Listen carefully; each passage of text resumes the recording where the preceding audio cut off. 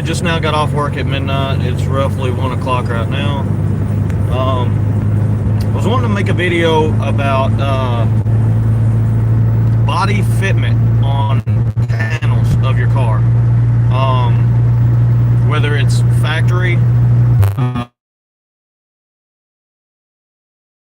new, used, after it's good, and this brand doesn't, and oh well, I couldn't get it right, and then other people say, well, even you could take the crappiest brand of parts and make them work.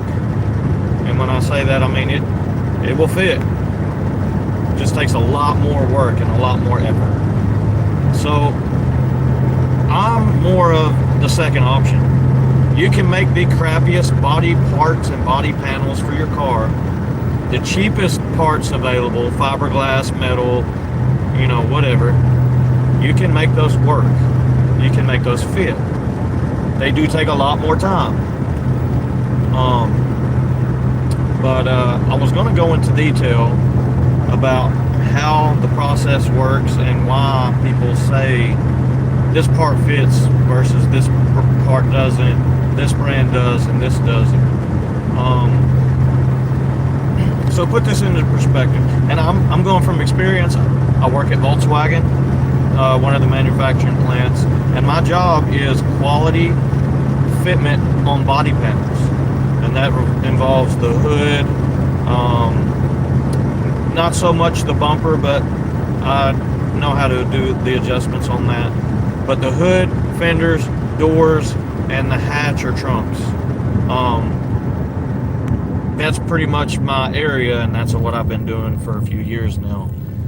So the biggest thing is if you look and put a new hood on a car, I think somebody just, okay, nobody messaged. So if you put a hood on a car and you're like, okay, well this hood fits like crap.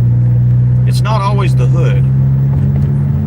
You may have the hood off slightly, but you're noticing that it doesn't fit good because it could be the fenders might be off a little bit and need to be tweaked. Every time that you adjust a panel on your car, the connecting panel next to it has to be adjusted if you want perfect fitment. There is special tools, and let me grab. This right here is a gap gauge. This is my gauge for work. It might be proprietary, I'm not really sure, but it's just a 3D printed gauge. And it shows in millimeters your gaps. There's also another one that's like this, and it's got a long flat edge. It's called a spoon, and that's for prying and adjusting certain areas. Now, I'm not perfect at my job, but I do my job. Maybe I'm a little OCD, and that's my issue. If a spec calls for a 2 millimeter gap, plus or minus 1. That means you could have a 1, you could have a 3. I still want to shoot for a 1. I want to shoot for a 2. I don't want that 1 millimeter variance. But you always have the variance. Alright, that's cool. But yeah, I want the variance to not be there. If the spec calls for a 2 millimeter, I'm shooting for a 2 millimeter gap. If it's shooting for flushness being dead flush, that's where I want it. If it's allowed to be out just a hair, that's where it needs to be. I'll try to go directly by the spec without the variance, but that's just me. And if you really want to get OCD with it, like I do sometimes as well, I will look at one side of the car and spec it with the gauges, and then I'll go to the other side of the car and make sure the other side is in that same spec range, just because I want it to be as perfect as possible. So when you hear people say, oh, well, I got a Duraflex brand hood, or I got this eBay brand hood, and the gaps are too wide. Well, it's just because you completely changed the factory fit on the body panels that came originally with your car, which I'm telling you, every vehicle, whether you like it or not, has some kind of quality control that tells, we got to fit it just to within this variance. Some places may have a bigger variance than others. I see you, but I'm good.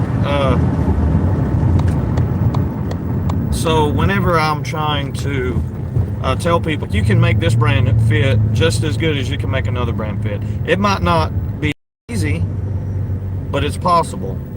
So if you go and put a brand new hood on a car, back to what I was saying, and the gaps are huge, that's how it was from the factory when they put the hood on there. Then they tweaked everything to make everything fit correctly. So most people think that, oh, you can just buy a part and throw it on there and it will just work. That's not the case. What's up, Daniel? That's not the case. You can't just get these parts and they just work.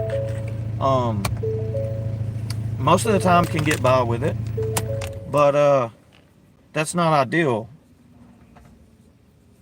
The ideal is you want to take the time and refit everything by spec, like it's supposed to. What the heck? Kamala 28? Yeah, I don't know, I guess. I don't get political on here. But I've had good luck with eBay brands. I've had good luck with Duraflex, Carbon Creations, as well as Feed brand, which is a very good JDM brand, and Riem and Mia. I've had good luck with all of them because I take the time to adjust the corresponding panels that are in connection with the panel that I'm adjusting. So if I put a hood on, I square it up, get it centered as great as I can, and then I'll tighten it down, and then I'll start adjusting the fenders in if the gap is too big, or open the fenders out if that's the case. Same thing with side skirts. If a side skirt is too much over this way, adjust it this way. You might have to, most of the stuff don't come pre-drilled, so you will have to kind of make your own adjustments. Sometimes you might have to get a Dremel out and make a couple notches, grinding down extra fiberglass filler or anything in that area. But for the most part, all these brands can be adjusted to fit pretty well. It just depends on how much time and effort are you trying to put into it. I was watching one of Rob Dom's videos that he did years ago where he got just a cheap bumper to put on his car. And he got it to work pretty good.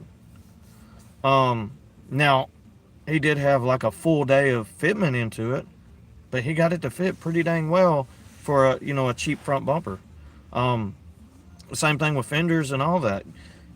It just takes the time. And a lot of people just want to buy cheap stuff, which I don't see anything wrong with that. It's your car. If you want to spend $2,000 on a body kit, if you want to spend $500 on a body kit, it's your car. Do what you want to do what's in your budget. You don't have to have the top-notch stuff, but if you can afford it, get what you like. It's your car. I'm not hating on nobody for doing what they want to do, but it just takes a little bit more time. And that's why a lot of these places recommend a body shop to install for these reasons, pretty much, because they don't want to say, oh, well, this kit fits like crap because it was a $500 kit. No, the time and effort into fitting it correctly. Now, everything that I got on my car is high dollar, kind of like the higher end name brand stuff, except for I got a couple add-ons that are not. They're cheap replicas because I can't afford the name brand on some of these parts. For a set of side skirts that I have on my RX-7, they're full carbon.